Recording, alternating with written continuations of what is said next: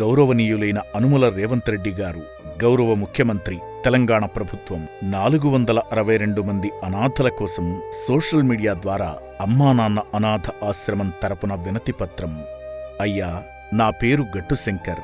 దిక్కులేని అనాథలను ఆదుకోవాలనే సదుద్దేశంతో 2010వ సంవత్సరంలో చౌటుప్పల్లో అమ్మానాన్న అనాథ ఆశ్రమాన్ని స్థాపించాను.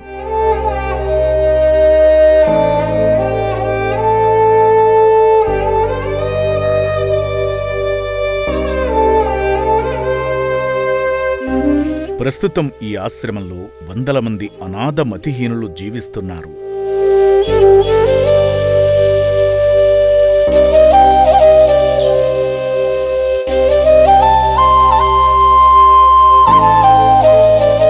తెలంగాణ పోలీసులు కూడా తమ దృష్టికొచ్చిన అభాగ్యులను ఆశ్రమంలో చేర్చుతున్నారు.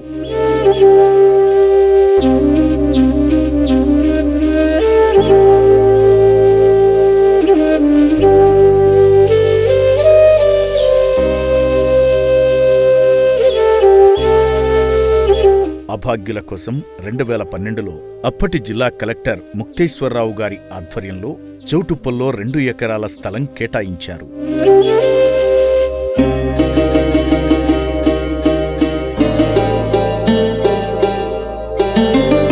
తొలినాళ్లలో రేకుల షెడ్డుల్లో అనాథలను ఉంచగా తరువాతి రోజుల్లో ఆ స్థలంలో 5 అంతస్తుల వసతి భవనం నిర్మించి నిజాయితీతో, నిస్వార్థంతో ఆశ్రమాన్ని నిర్వహిస్తున్నాను.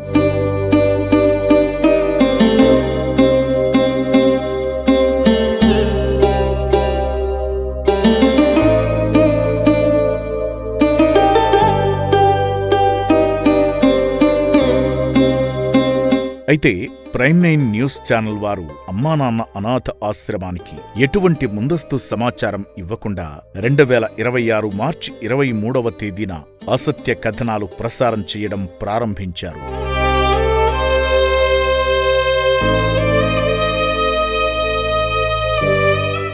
ఆ రోజు మొదలు 85 రోజులుగా ఆశ్రమ నిర్వాహకుడినైన నాపై, అనాథలపై కక్షగట్టినట్లు తప్పుడు కథనాలు ప్రసారం చేస్తూనే ఉన్నారు.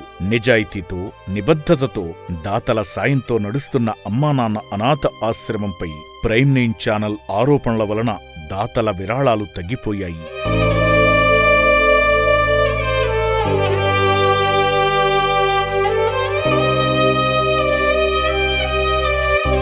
మీడియా అంటే నాకు ఎంతో గౌరవం. ఈ రోజున అనాథలు ప్రశాంతంగా ఉంటున్నారంటే మీడియా కూడా ఓ కారణంగా చెబుతాను. కానీ ప్రైమ్9 ఛానల్ చేసిన నిరాధార ఆరోపణలతో అనాథలకు 3 పూటలా అన్నదానం చేయడం కష్టమవుతోంది.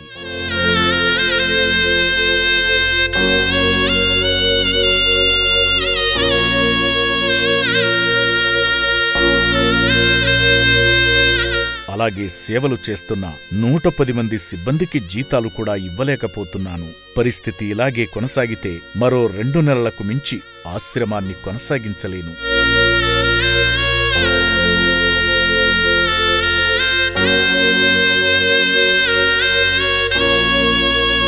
దయచేసి ప్రభుత్వం తరపున ఆశ్రమాన్ని సందర్శించి నిజానిజాలు తెలుసుకుని ఆశ్రమంపై అభాండాలు, అపోహలు తొలగిస్తారని తెలంగాణ ముఖ్యమంత్రి రేవంత్ రెడ్డి గారిని కోరుతున్నాను.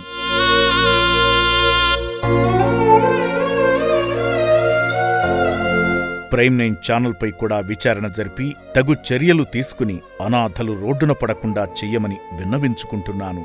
ప్రైమ్9 ఛానల్ అసత్య కథనాలు ఇలాగే ప్రసారమవుతుంటే ఆశ్రమంలోని అనాథలు మళ్లీ రోడ్డున పడాల్సిన దుస్థితి వస్తుంది. నా అభ్యర్థనను స్వీకరించి అనాథలకు న్యాయం చేస్తారని కోరుతున్నాను.